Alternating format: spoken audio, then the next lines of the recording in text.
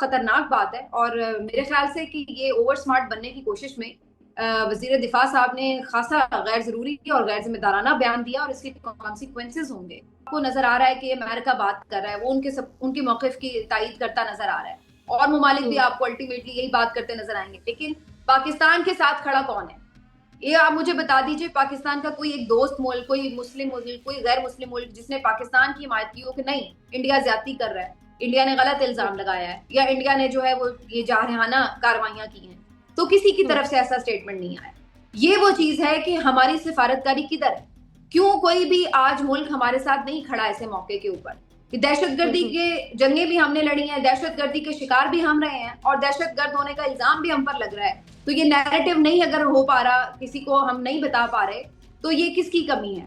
और ऊपर से आपने देखा कि अभी इस वाक़े के बाद भी जिस तरीके से इंडियन मीडिया और इंडियन सोशल मीडिया वाले जो है वो पूरा एक नैरेटिव क्रिएट कर रहे हैं, उनको जवाब देने के लिए आपसे इतना भी ना हो पाया कि आप ट्विटर ही खोल दें हाँ। कि कम से कम जो हाँ। आपके लोग हैं यहाँ पर वो उनको सोशल मीडिया पर जवाब भी दे सकें। और यही वजह है कि मैं ये देख रही हूँ आने वाले दिनों में कि खुदा न खास्ता अगर ये चीज इसी तरह जारी रही और आपके मुंह को ताले लगे रहे और आपने सोशल मीडिया को भी बंद रखा कि जो कम से कम जवाब दे सकता था आपकी तरफ से, वो भी आपने बंद कर रखा है, तो खुदा न खास्ता इंडिया इसमें मजीद कामयाब होगा अपना नैरेटिव फैलाने में। और अल्लाह ना करे पाकिस्तान पे फिर कोई फर्दर सैंक्शंस की तरफ बात जा सकती है, कोई और सख्ती की तरफ जा सकती है और ये बहुत अलार्मिंग सिचुएशन हो जाएगी। अस्सलाम वालेकुम नाजरीन, आप सियासत डॉट पी के देख रहे हैं। सीनियर सहाफी तज्जियाकार समीना पाशा साहबा हमारे साथ मौजूद हैं। समीना, थैंक यू आपके टाइम के लिए। समीना, ये हालात आपके सामने है, बहुत ज्यादा क्रिटिकल सिचुएशन होती चली जा रही है पाकिस्तान भारत के दरमियान, और इस तमाम तर वक्त में एक और लग रहा है डॉन लीक्स किया गया है। क्या कहेंगी वजीर दफा के बयान के ऊपर जो कल स्काई न्यूज को दिया उन्होंने? जी, शुक्रिया आपका फ़रियाल। बिल्कुल ये एक बड़ा अजीबो-गरीब बयान है और बड़े गलत टाइम पर है। हम्म। जनरली हम्म। ये बात, ये डिबेट, ये डिस्कशन होती है, हो भी सकती है, लेकिन जिस क्रिटिकल टाइम पे ये दिया गया है और जिस पोज़ीशन पे रहते हुए दिया गया है, उसकी हम्म। वजह से ये काफ़ी ज़्यादा सीरियस बात हो जाती है। क्योंकि हम्म। एक तरफ हम ये देख रहे हैं कि इंडिया तो पहले ही ये नैरेटिव बना रहा है कि हम्म। पाकिस्तान ने दहशतगर्दी का वाक़या किया है मकबूज़ा कश्मीर के इलाके, और हमेशा से ही वो ये प्रोपेगेट करने की कोशिश करता है कि पाकिस्तान जो है वो दहशतगर्दी के जो है वाक़यात में मुलविस होता है, दहशतगर्दों को पनाह देता है। तो आप हम्म। ऐसे मौके के ऊपर ये एडमिट कर रहे हैं इंटरनेशनल फोरम के ऊपर कि जी हम ये करते रहे हैं। भले आप साथ में ये कह रहे हैं कि ये हम अमेरिका और वेस्ट के लिए कर रहे हैं, लेकिन उसमें आधा एतराफ़ तो ये शामिल है कि जी हम ये कर रहे हैं। तो हम्म। ये बहुत खतरनाक बात है और मेरे ख्याल से कि ये ओवर स्मार्ट बनने की कोशिश में वजीर दिफा साहब ने खासा गैर जरूरी और गैर जिम्मेदाराना बयान दिया और इसके कॉन्सिक्वेंसेज होंगे। क्योंकि इससे आपका नैरेटिव जो है वो कमजोर होगा। हम तो वो मुल्क है जिसने दहशत गर्दी की जंग लड़ते लड़ते इतनी कुर्बानियां दी हैं और खुद हमने कितना ज्यादा भुगता है। इवन जिन मुल्कों में जंग लगी हुई थी उनसे ज्यादा जानी नुकसान जो है वो हमारे मुल्क में हुआ है। तो हम हम्म। कैसे फिर भी हम ये नैरेटिव अपना जो है वो दुनिया को ना दे सकें कि जनाब हम तो खुद दहशतगर्दी का शिकार रहे हैं, और उल्टा आप इंटरनेशनल फोरम पर ये मानने पर मजबूर हैं कि जी हम तो दहशतगर्दों को पनाह देते रहे हैं। तो ये बहुत ही मेरे ख्याल से उन्होंने एक बेवकूफाना किस्म का ये मौकिफ दिया है और ये नहीं होना चाहिए था। पर समीना, बात सिर्फ इस मौकफ तक है भी नहीं ना। आप देखिए मरीम नवाज की लंबी खामोशी, इतना सब कुछ हो जाने के बाद फिर मियां साहब से जब पूछा जाता है लंदन में, तो वो भी सवाल नजरअंदाज करके गाड़ी में बैठ जाते हैं। क्यों ये खामोशी है इस तरह अहम मौके के ऊपर? यही वो सवाल है जो मेरा ख्याल है कल से हम सब पूछ रहे हैं, और बल्कि परसों से ही बहुत ज्यादा इस बात के लिए हर कोई सोशल मीडिया पर दबाव भी बढ़ा रहा है कि अगर आप लीडिंग पार्टी हम्म। हैं और इस वक्त हुक्मरान जमात हैं, तो आपके जो लीडर्स हैं उनको तो फ्रंट फुट पर आकर लीड करना चाहिए और अपना विजन देना चाहिए, पॉलिसी देनी चाहिए, और हम्म। एटलीस्ट आपको कौम के जज्बात की नुमाइंदगी करनी चाहिए। क्योंकि हम्म। चलिए फैसले तो आपने कौमी सलामती कमेटी इजलास में लिए हैं और फर्दर हम देखेंगे कि अगर कुछ खुदा न खास्ता मजीद कोई कशीदगी बढ़ती है तो जाहिर है उसके ऊपर पाकिस्तान रिएक्ट भी करेगा। लेकिन कहने का मकसद ये कि एक होता है कि आप अपने कौम को एतमाद में लेते हैं, एक चीज होती है कि आप कौम के जज्बात को नुमाइंदगी उसकी करते हैं, उसका इजहार करते हैं, और तीसरी चीज होती है कि आप मोराल हाई करते हैं कौम का कि भाई ये एक अगर ऐसा कोई खुदा न खास्ता टाइम आ रहा है तो हमने किस तरह चलना है, कैसे होगा, आप उनको ऑन बोर्ड लेते हैं। लेकिन यहाँ हम्म। आपको टोटल डिस्कनेक्ट नजर आ रहा है कि ये जो आपके नाम नहाद लीडर्स हैं, चलिए आप फॉर्म 47 ही सही, जिस तरह भी हुकूमत में तो आ गए ना, अब आ ही गए हैं, तो कुछ तो परफॉर्म आपको करना है कि हुकूमत की तरह। आप बिल्कुल हाँ। कहीं छुपे बैठे हैं और आप कहीं कोई मौकिफ देने के लिए तैयार नहीं है। किस बात का आपको खौफ है? तो ये जो बहुत इल्जामात लगा करते थे फिर शरीफ फैमिली के ऊपर कि जी चूंकि इनके पर्सनल रिलेशनशिप्स हैं इंडिया में, इनके बिजनेसेस हैं और इनके मोदी के साथ और बाकी लोगों के साथ ताल्लुकात हैं, तो उससे तो ये इस नैरेटिव को तकवीत मिलती है कि इसका मतलब है कि कुछ ना कुछ ऐसे स्टेक्स हैं जिसकी वजह से आप लोग यूं चुप साधे बैठे हैं। भाई आप क्यों नहीं कौम के जज्बात की नुमाइंदगी कर रहे हैं? और जब आप सियासी मुखालिफिन पर इतनी इतनी लंबी बहस मुबाहिसे करते हैं, प्रेस कॉन्फ्रेंसेस करते हैं, लगातार करते हैं, ट्वीट करते हैं, दुश्मनाम तराजी करते हैं, इल्जाम लगाते हुए आप ये तक नहीं देखते कि हम क्या बिलो द बेल्ट बातें कर रहे हैं, तो उस वक्त तो आपका मुंह इतना खुला हुआ होता है। और जब दुश्मन आपको ललकार रहा है तो वहां पर आपके पास जवाब देने की भी सकत नहीं है। तो मेरा ख्याल है कि ये बिल्कुल एक्सपोज हो गया है शरीफ फैमिली यहाँ पर, और पता चल रहा है कौम को कि कौन उनका हकीकी लीडर है और कौन ऐसे लीडर्स हैं जिनको जबरदस्ती मुसल्लत किया हुआ है। पता तो पहले ही था, एक तरह से और एक्सपोज हो गए। अब सबीना, आपको लगता है कि इनको लाने वाले यानी स्टैब्लिशमेंट कल परसों से, खास तौर पे कल वाले इंटरव्यू के बाद, स्काई न्यूज के इंटरव्यू के बाद उनके आसान खता हुए होंगे, या उन्हें समझ आई होगी कि दरअसल ये वजह है लोग इमरान खान को पसंद करते हैं और याद कर रहे हैं, या नहीं उनको अभी भी फर्क नहीं पड़ा होगा इस सब के बाद भी? देखिए अनफॉर्चुनेटली अगर ये रियलाइजेशन वाली बात होनी होती ना तो फिर बहुत से मौके ऐसे आ चुके हैं कि जहां पर ये रियलाइजेशन हो जाती। लेकिन प्रॉब्लम ये है कि जो बिल्कुल एक एस्टेब्लिशमेंट के टॉप लोग हैं उनमें बिल्कुल इमरान खान के लिए जो एक नफरत है वो इस कदर बढ़ चुकी है, या उनकी आप यूं कह लें कि अपने जो भी इनके साथ मामलात हैं वो इस तरह से आपस में सेटल्ड हैं कि उसके अलावा उनके पास ये चॉइस नहीं है कि इनको अगर वो अबेंडन करें तो फिर किधर जाएं। तो ये एक अजीब और गरीब किस्म की हम सिचुएशन में फंसे हुए हैं कि जो लोग कौम के नुमाइंदे नहीं हैं उनके साथ आपकी स्टैब्लिशमेंट खड़ी है, और उसकी वजह से हमें ये एक डिवीजन जो है वो कौम में नजर आ रही है। और यही एक अलार्मिंग सिचुएशन है। होना तो ये चाहिए था कि पहले तो मेरा ख्याल है कि उन्हें ये सोचना ही नहीं चाहिए कि हम किस तरफ खड़े। भाई आपका काम ही नहीं है, आप अपना काम करें। पहली बात तो ये, आपको ये चूज ही नहीं करना कि हमने इस लीडर के साथ खड़े होना है या हमने उस लीडर के साथ खड़े होना है, ये आपका काम नहीं है, आप अपना काम करें। पहली बात तो ये है। और दूसरी बात ये कि अगर कोई ऐसी सिचुएशन में आप आए ही हुए हैं तो वहां पे भी आप उन लोगों के साथ जाके खड़े हो गए हैं कि जो अवाम की मुस्तरद शुदा लोग। अब आप देखिए ना, ये जो प्रेस कॉन्फ्रेंस कल कौमी सलामती कमेटी इजलास के बाद हुई थी, तो उसमें कौन लोग बैठे हुए थे? उनमें से एक भी शख्स ऐसा नहीं था जो जेन्युइनली अवाम के वोटों से जीता हुआ। तो हम क्या कौम को ऐसे लोगों के जरिए पैगाम दे रहे हैं कि जी आप यूनाइटेड हो जाएं और आप जनाब परेशान ना हो, हम बैठे हुए हैं आपके लिए, हम आपका दिफा करेंगे? ये कौन लोग हैं जो हमें आके ये पैगाम दे रहे थे? हम तो इनको नहीं जानते, क्योंकि हम तो कौम की बात कर रहे हैं ना। कौम ने तो इनको वोट नहीं दिए, कौम ने तो इनको नहीं इलेक्ट किया। तो ये एक बहुत अनफॉर्चुनेट सिचुएशन है जिसमें हम फंसे हुए हैं। लेकिन मुझे अभी भी ये नहीं लगता है कि कहीं पे इस बात की कोई रियलाइजेशन हो रही है या होगी। क्योंकि अगर ऐसा होता तो कल ही हम ये देखते कि कोई एपीसी की बात होती और एपीसी की बात में पीटीआई को ऑन बोर्ड लेने की कोशिश होती, इमरान खान को ऑन बोर्ड लेने की कोशिश होती। हमने क्या देखा? हमने ये देखा कि उधर भारत ललकार रहा है और आपको अपने मुल्क को यूनाइट करना है, और आप वहां पे क्या कर रहे हैं? आप ये कर रहे हैं कि जी हमने आज भी इमरान खान की मुलाकात नहीं होने देनी, हमने आज भी उसका पैगाम बाहर नहीं आने देना। हालांकि देखिए ये एक ऐसा क्रिटिकल टाइम है कि अगर इमरान खान तक उनके लोग जाएंगे तो डेफिनेटली इमरान खान कौम को और अपने कारकुनों को यही पैगाम देंगे कि आपने यूनाइटेड रहना है और बिल्कुल हम अपने मुल्क के दिफा के साथ खड़े हैं। तो इमरान खान ये पैगाम दे तो कौम उनके पीछे खड़ी हो। लेकिन यहाँ पर क्या है, ये इतने बेवकूफ हैं कि इमरान खान की उस दिन भी इन्होंने मुलाकात रोक रखी है ताकि वो ये पैगाम भी ना दे सके।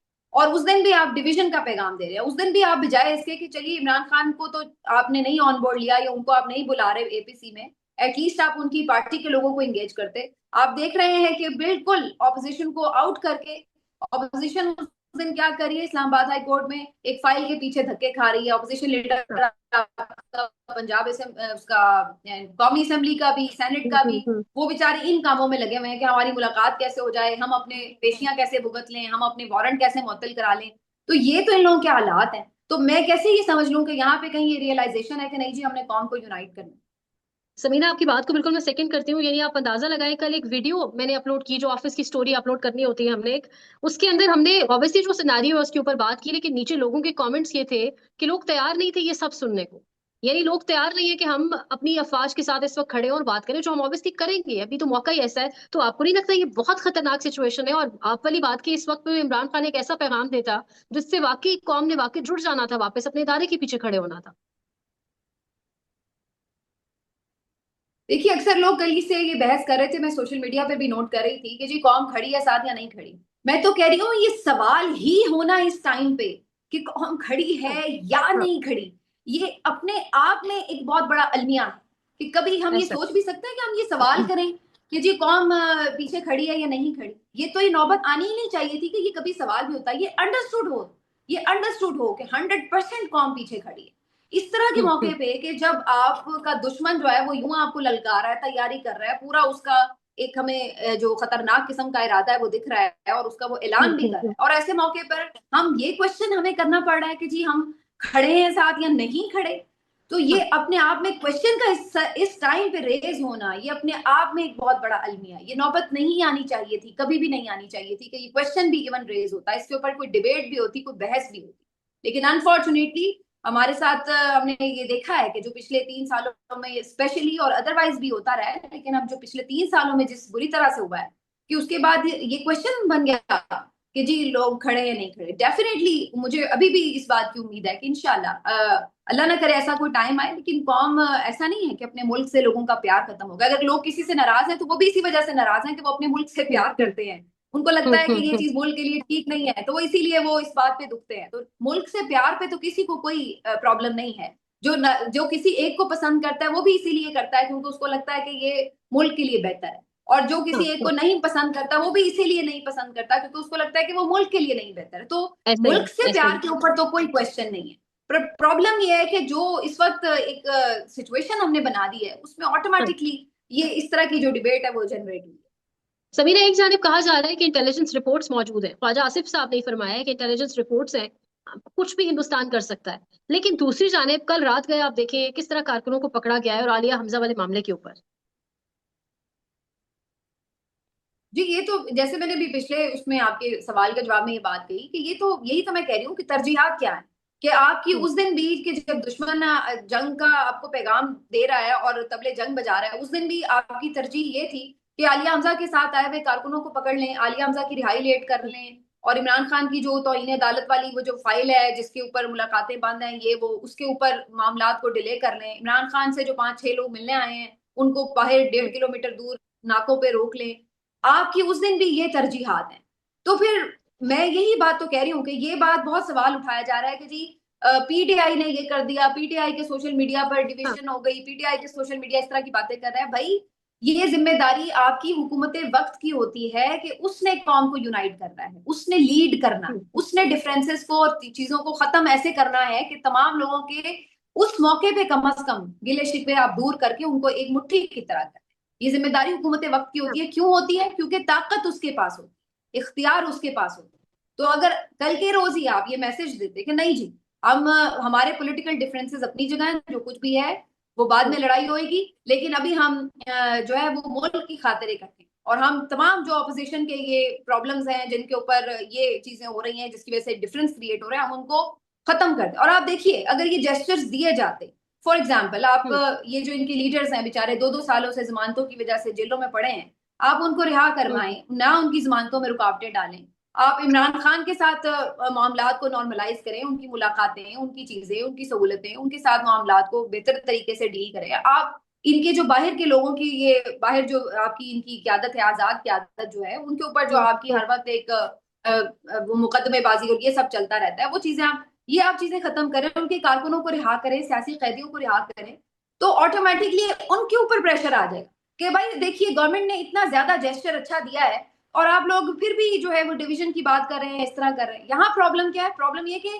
मारते भी उन्हीं को हैं और फिर एक्सपेक्ट भी उन्हीं से करते हैं कि नहीं आप ही बढ़कर साथ दें, आप ही सब कुछ भुला के हाँ, ये हाँ, कर लें। भाई ये तो सब कुछ भुला दें, आप कुछ ना भुलाएं।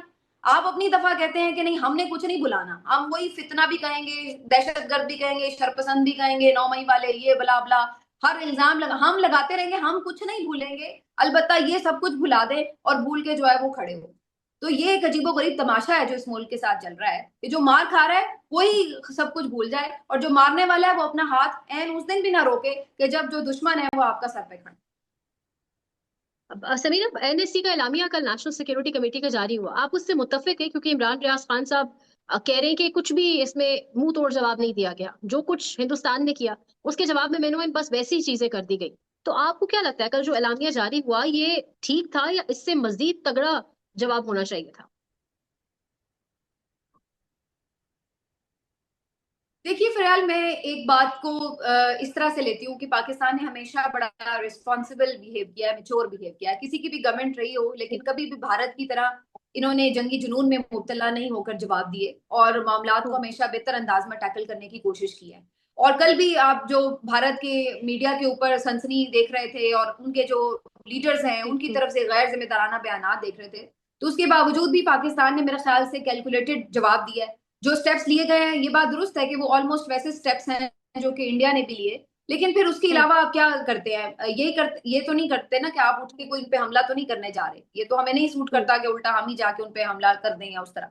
तो ऑब्वियसली हम्म, ये नहीं है, लेकिन जिस चीज की शदीद कमी है, जिस चीज की शदीद कमी है, जो होना चाहिए था जो नहीं होता नजर आ रहा, वो हम्म, है आपका नैरेटिव बिल्डिंग, वो है आपकी सिफारतकारी, वो है आपकी इंटरनेशनल हिमायत। ये मिसिंग है सबसे बड़ा एलिमेंट। क्यों? क्योंकि हम ये देख रहे हैं कि भारत के लिए तो आपको नजर आ रहा है कि अमेरिका बात कर रहा है, वो उनके मौकफ की तायीद करता नजर आ रहा है, और ममालिक भी हम्म, आपको अल्टीमेटली यही बात करते नजर आएंगे, लेकिन पाकिस्तान के साथ खड़ा कौन है? ये आप मुझे बता दीजिए, पाकिस्तान का कोई एक दोस्त मुल्क, कोई मुस्लिम मुल्क, कोई गैर मुस्लिम मुल्क जिसने पाकिस्तान की हिमायत की हो कि नहीं इंडिया ज्यादती कर रहा है, इंडिया ने गलत हम्म, इल्जाम लगाया है, या इंडिया ने जो है वो ये जारहाना कार्रवाइयां की हैं, तो किसी की हम्म, तरफ से ऐसा स्टेटमेंट नहीं आया। ये वो चीज है कि हमारी सिफारतकारी किधर है? क्यों कोई भी आज मुल्क हमारे साथ नहीं खड़ा ऐसे मौके के ऊपर? दहशतगर्दी हम्म, के जंगे भी हमने लड़ी हैं, दहशतगर्दी के शिकार भी हम रहे हैं, और दहशतगर्द होने का इल्जाम भी हम पर लग रहा है। तो ये नैरेटिव नहीं अगर हो पा रहा, किसी को हम नहीं बता पा रहे, तो ये किसकी कमी है? और ऊपर से आपने देखा कि अभी इस वाक़े के बाद भी जिस तरीके से इंडियन मीडिया और इंडियन सोशल मीडिया वाले जो है वो पूरा एक नैरेटिव क्रिएट कर रहे हैं, उनको जवाब देने के लिए आपसे इतना भी ना हो पाया कि आप ट्विटर ही खोल दें हाँ, कि कम से कम जो हाँ, आपके हाँ, लोग हैं यहाँ पर वो उनको सोशल मीडिया पर जवाब भी दे सकें। तो ये वाली तो सूरत हाल है। तो जो आपने मौकिफ अपना रखा नहीं किसी के सामने, या सही से नहीं रखा कि आज आपके साथ कोई नहीं हाँ, खड़ा, ये सबसे बड़ी नाकामी है आपकी जो मिसिंग है। और यही वजह है कि मैं ये देख रही हूँ आने वाले दिनों में कि खुदा न खास्ता अगर ये चीज इसी तरह जारी रही और आपके मुंह को ताले लगे रहे और आपने सोशल मीडिया को भी बंद रखा कि जो कम से कम जवाब दे सकता था आपकी तरफ से, वो भी आपने हम्म, बंद कर रखा है, तो खुदा न खास्ता इंडिया हम्म। इसमें मजीद कामयाब होगा अपना नैरेटिव फैलाने में। और अल्लाह ना करे पाकिस्तान पे फिर कोई फर्दर सैंक्शंस की तरफ बात जा सकती है, कोई और सख्ती की तरफ जा सकती है, और ये बहुत अलार्मिंग सिचुएशन हो जाएगी। तो ये मैं समझती हूँ कि जो स्टेप्स लिए हैं, चलिए वो तो यही होते हैं, जाहिर है इससे बढ़कर अब क्या, आपने कोई अटैक तो नहीं करना होता, लेकिन द थिंग इज कि आप अपना दुनिया को तो अपने साथ कम से कम खड़ा करने में कामयाब हो। वो मुझे हम्म। कहीं उसकी ना एफर्ट नजर आ रही है, ना कोई स्ट्रेटेजी नजर आ रही है, और ना उसकी कोई कामयाबी नजर आ रही समीरा, जो विल्सन ने फिर से ट्वीट किया है इस नाजुक टाइम के ऊपर, वो फिर से ट्वीट कर रहे हैं और कह रहे हैं एक तो पाकिस्तान डेमोक्रेसी बिल के हवाले से और दूसरा वो कह रहे हैं कि इलेक्टेड हुकूमत आएगी तब मामलात बेहतर होंगे। वो रिलेट कर रहे हैं कि अभी यहाँ इलेक्टेड हुकूमत नहीं है इसलिए हिंदुस्तान में ये सब कुछ हुआ है और पाकिस्तान। तो यानी इस मौकफ को आप किस तरह देख रही हैं फिर अब? है।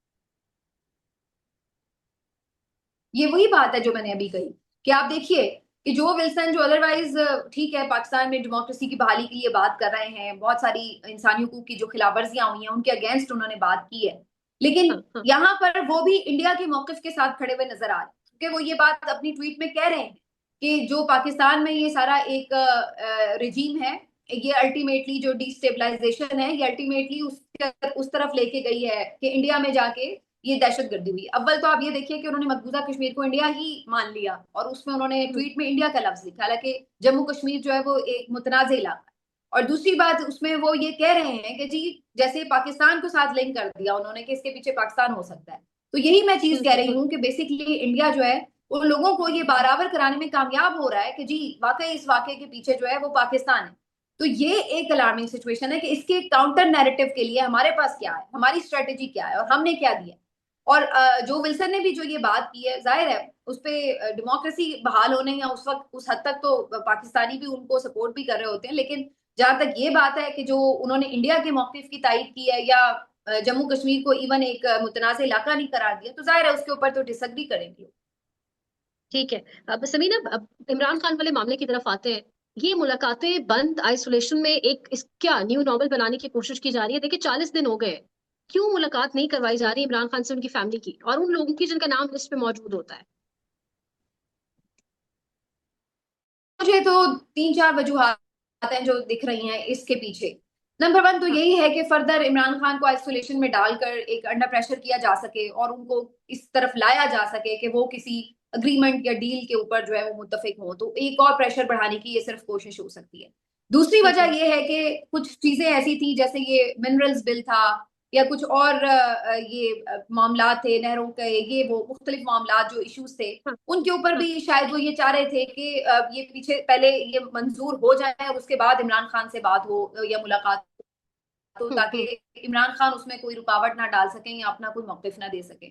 तो एक वजह ये भी रुकावट की हो सकती है। तीसरी वजह ये भी है कि उन्हें इस बात का भी खदशा था कि इमरान खान मुमकिना तौर पर किसी नए एहतजाज की कॉल दे सकते हैं और उससे बाज रखने के लिए भी वो तमाम तर मुलाकातें उन्होंने रोक दी हैं, जिनसे उन्हें ये लगता है कि वो आके हूबहू इमरान खान का पैगाम पहुंचाते हैं या वो कोई इमरान खान से कोई स्ट्रैटेजी डिस्कस कर सकते हैं एहतजाज के हवाले से। तो मेरा अंदाजा यही है कि ये 2-3 मुमकिना वजूहात हैं जिसकी वजह से इमरान खान साहब से मुलाकातों पर ये पाबंदियां लगाई गई हैं, ताकि इन तमाम चीजों के ऊपर इमरान खान का जो मौक़िफ़ है वो सामने ना आ सके। अच्छा, आज अलीम आखिरी सवाल है समीना, आज अलीमा खान वो खत लेके गई है चीफ जस्टिस के पास, रूल ऑफ लॉ के हवाले से इमरान खान साहब का खत है ये। आपको क्या लगता है, या अफरीदी साहब को इस खत से कुछ फर्क पड़ेगा?